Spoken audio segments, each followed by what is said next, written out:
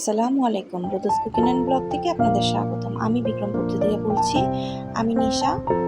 তো আশা করি সবাই ভালো আছেন, সুস্থ আছেন। আজকে আপনাদের সাথে লাল শাক দিয়ে চালতার টক রান্না করে দেখাবো। চলুন দেখি কিভাবে রান্না করি। তো এখানে আমি লাল শাক ধুয়ে কেটে নিয়েছি। আর এখানে আমি পানি বসিয়ে দিয়েছি।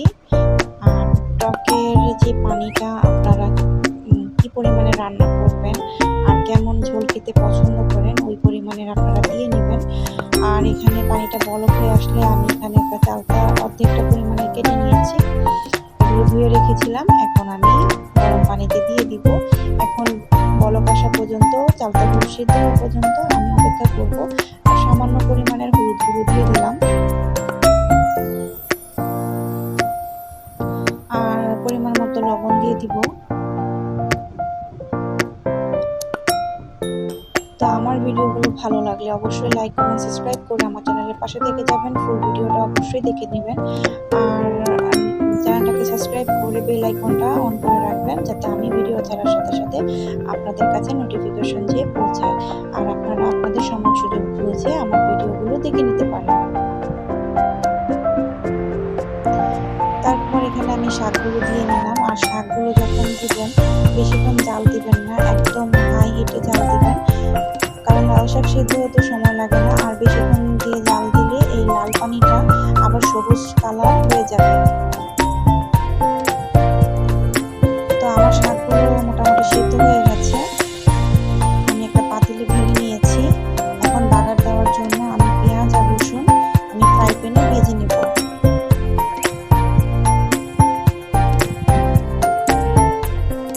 আমার কাছে এই লাল শাকের টকটা খেতে খুবই ভালো লাগে, তাই ভাবলাম আপনাদের কাছে সাথে শেয়ার করি। তো এখানে আমার পেঁয়াজ ভাজা শেষ। এখন লাল শাকের ঝোলগুলো এবং টকগুলো আমি এখানে দিয়ে দিব।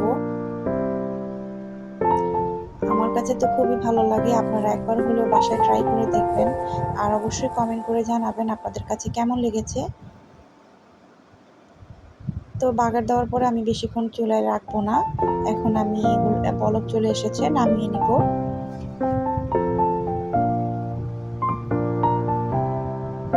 আমি জালটা এখন বন্ধ করে আরেকটা পাতিলে ঢেলে নিয়েছি। এখন আপনাদের সাথে আমি একটা বাটিতে বেড়ে দেখাচ্ছি। দেখুন কি সুন্দর লাল টকটকে। এই ঝোলটা খেতে আমার কাছে খুবই ভালো লাগে।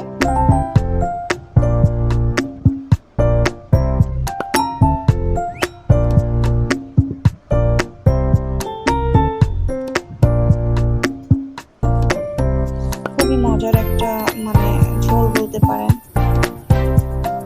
তো এই তো আমার রান্না শেষ। আমি তো খুব মজা করে খেয়েছি।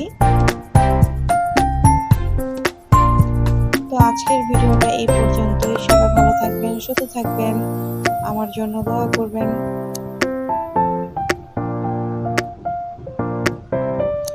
এই তো দেখুন একদম প্লেট ভরে নিয়েছি। সবাই ভালো থাকবেন। আসসালামু আলাইকুম, আল্লাহ হাফেজ।